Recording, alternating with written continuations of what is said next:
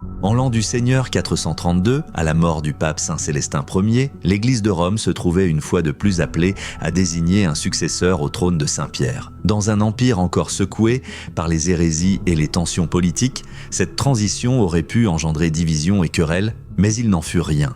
Un homme s'imposa à tous par la sagesse de sa vie et la solidité de sa foi. Sixte, troisième du nom. Romain de naissance, fils d'un autre Sixte, il fut accueilli avec une unanimité remarquable dans une paix presque surnaturelle. Le peuple chrétien, comme d'un seul cœur, le salua comme son nouveau pasteur. Déjà connu pour sa droiture, sa culture théologique et son zèle contre les erreurs, Sixte était l'homme que la Providence avait préparé pour cette heure. Avant même d'être pape, il s'était illustré par sa fermeté contre les hérésies, notamment le pélagianisme, cette doctrine insidieuse qui niait la nécessité de la grâce pour le salut. Saint Augustin lui-même, grand docteur de l'Afrique, loua Sixte pour son courage. C'est lui, Sixte, alors simple prêtre, qui fut le premier à prononcer l'anathème contre cette erreur au milieu d'une vaste assemblée. Dans ses écrits comme dans sa prédication, il dénonça sans relâche l'illusion d'un salut purement humain et rappela que tout vient de la grâce de Dieu. Sa voix portait loin, car elle puisait sa force dans la foi de l'Église. À peine élu, un autre combat se présenta à lui. Nestorius, patriarche de Constantinople, affirmait que Marie ne pouvait être appelée mère de Dieu, car selon lui, elle n'avait enfanté qu'un homme, non Dieu lui-même. Sixte réagit aussitôt. Il fit parvenir aux églises d'Orient et d'Occident les décisions du concile d'Éphèse qui venait de condamner Nestorius. Il confirma avec autorité le dogme de l'union des deux natures, divine et humaine, dans la seule personne du Christ. Et il écrivit, avec fermeté et charité, à Nestorius et aux évêques d'Orient, rappelant que la foi véritable ne supporte ni division, ni confusion. La vérité devait être proclamée, non négociée. À l'évêque Jean d'Antioche, il écrivit ces mots pleins de feu. Il ne faut rien permettre à la nouveauté, car il convient de ne rien ajouter à l'Antiquité. La foi des anciens est parfaitement claire, qu'aucun alliage impur ne souille notre croyance.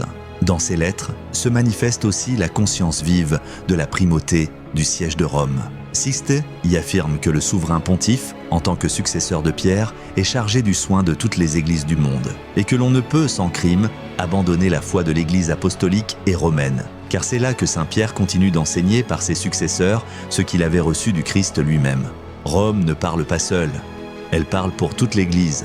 Le Seigneur d'ailleurs confirma la mission de Sixte par une vision. L'apôtre Pierre lui apparut, accompagné de saint Apollinaire, premier évêque de Ravenne. Tous deux lui montrèrent un homme, Pierre, diacre de Foro-Cornelium, l'actuel Imola. Ce fut lui que Sixte nomma évêque de Ravenne malgré l'opposition locale. Et ce Pierre deviendra célèbre sous le nom de Pierre Chrysologue, le Verbe d'or, un prédicateur d'une rare éloquence, mais aussi un homme de grande sainteté. Mais même un pape saint n'échappe pas à la médisance. Sixte, refusant d'aliéner une propriété de l'Église, et cherchant à soulager les pauvres de Rome, s'attira la haine d'Anicius Bassus, ex-consul, et du patrice marinien. Ils le calomnièrent, mais Sixte ne réclama ni vengeance ni faveur. Il demanda un concile. 56 évêques furent convoqués, en présence de l'empereur Valentinien, du clergé et du Sénat. Il fut déclaré innocent, les calomniateurs furent de proscrits, et les biens de Bassus furent de confiés à l'Église. 3 mois plus tard, Bassus mourut, et c'est Sixte en personne qui l'embauma et l'ensevelit, rendant le bien pour le mal, un geste d'évangile pur, à l'image du Christ qu'il servait. Sixte fut aussi un artisan de beauté. Il fit don de vases sacrés, de revenus pour les églises et poursuivit l'embellissement des basiliques. À Sainte-Marie-Majeure, il acheva la grande mosaïque du concile d'Éphèse.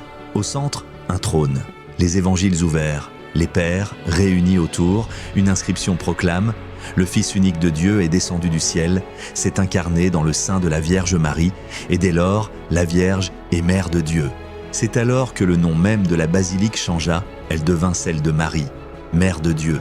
Un acte de foi et un témoignage éternel. L'art devenait catéchèse. Il fit aussi graver dans le baptistère de Saint Jean de Latran la foi catholique sur le péché originel pour répondre encore au pélagianisme. Il fit ériger les colonnes de porphyre laissées par Constantin et fit rétablir la toiture d'argent de la basilique autrefois volée par les Goths. Il mourut en 440 après avoir gouverné l'Église pendant 7 ans et 11 mois. Lors de sa dernière ordination, il créa 28 prêtres et 12 diacres. Il envoya des évêques dans les provinces et laissa l'Église de Rome enrichie, affermie, purifiée. Il fut enseveli sur la voie Tiburtine, dans une crypte proche du tombeau du martyr Saint Laurent.